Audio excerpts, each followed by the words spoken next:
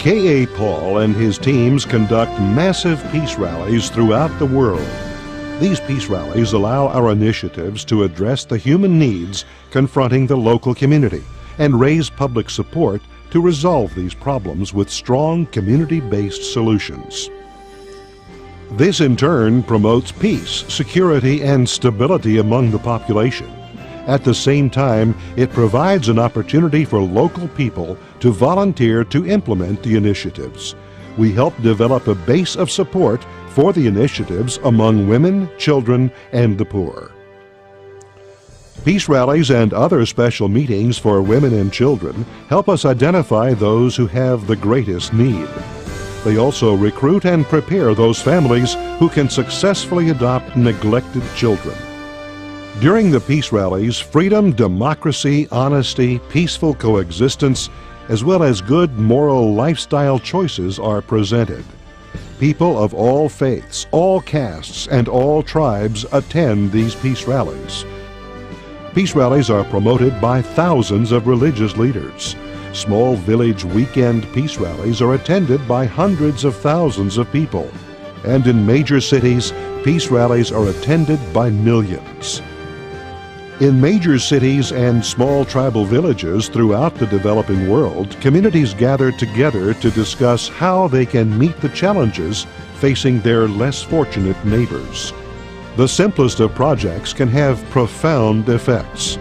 1 billion people in the world suffer the worst kinds of illnesses for one reason: they have no clean drinking water. Imagine the change that could happen if we help drill 1 million wells.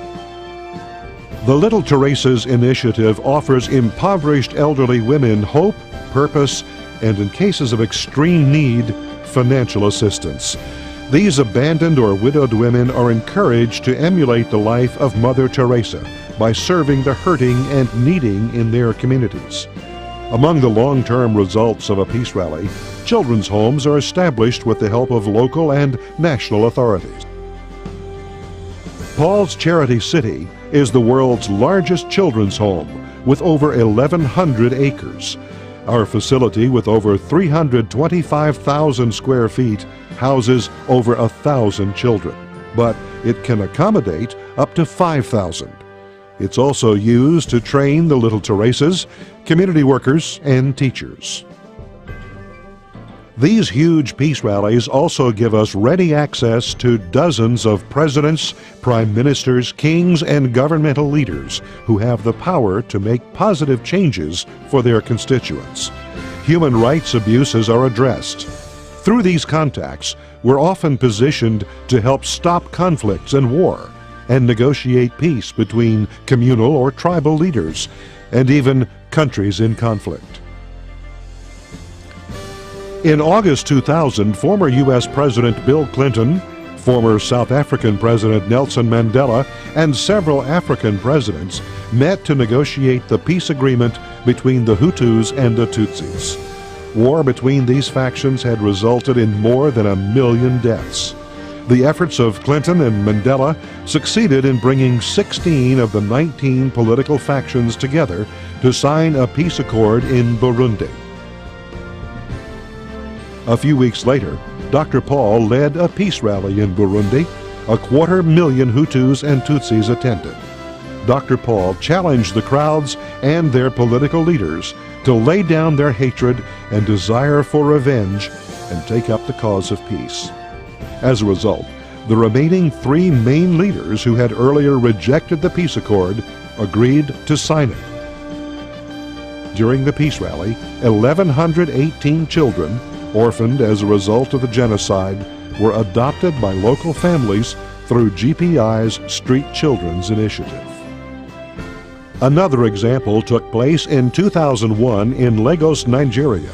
This peace rally was attended by millions of people, according to estimates of the media and local leadership. Millions of Protestants, Catholics, and Muslims came together to learn how to live in peace with each other and stop the killings. During this time, Paul also pleaded the cause of a Muslim woman who was sentenced to death, and later her judgment was reversed. The peace rally was broadcast live throughout the world. India and Pakistan had been belligerents since the partition of 1947, most often over the northern province of Kashmir. In 2002, the world anxiously watched as two nuclear powers once again faced each other, with armies massing on either side of the disputed line of control. Dr. Paul called upon the global community to fast and pray. He used his extensive political contacts behind the scenes to pursue peace, and held a huge peace rally in Chennai, broadcast live throughout the world.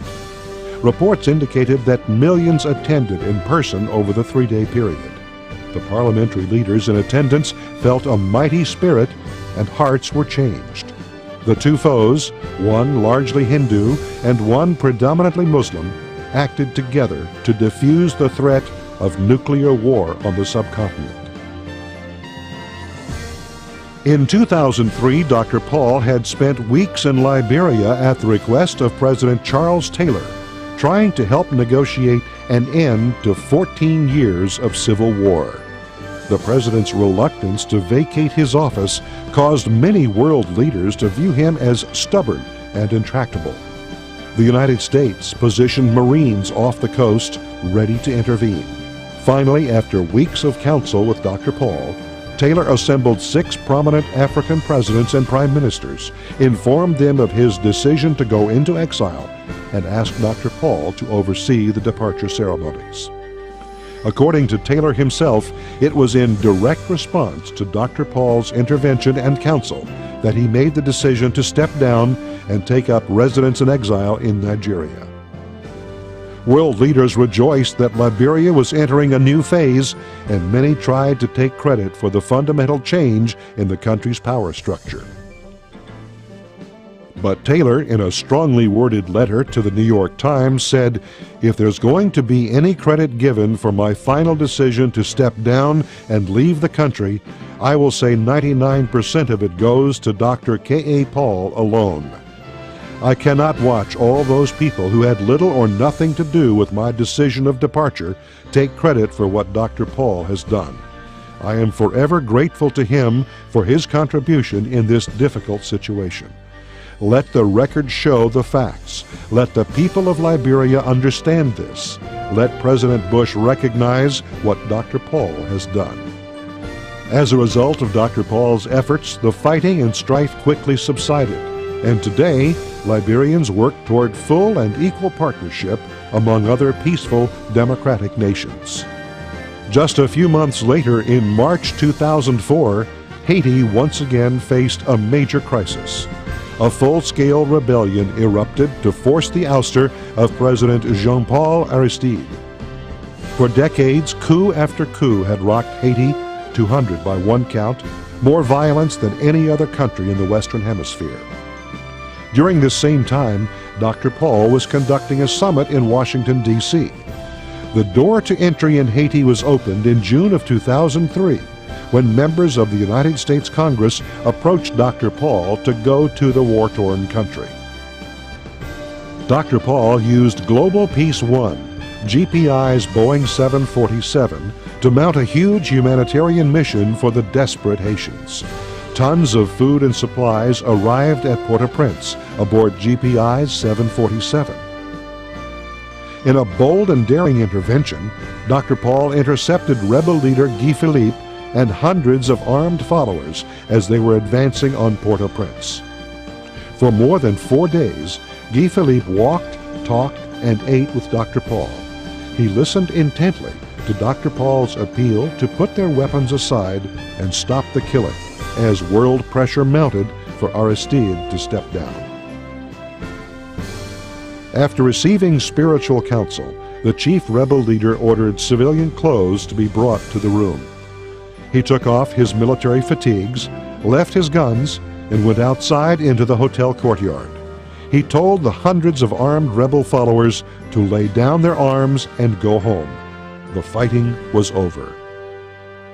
In a letter dated March 5, 2004, Guy Philippe told Dr. Paul, "I am glad you came. Thank you for your advice and for helping our people. I have committed my life to you and to God to do the right thing for our nation." Paul, a village boy from India, has captured the hearts and minds of hundreds of millions throughout the world.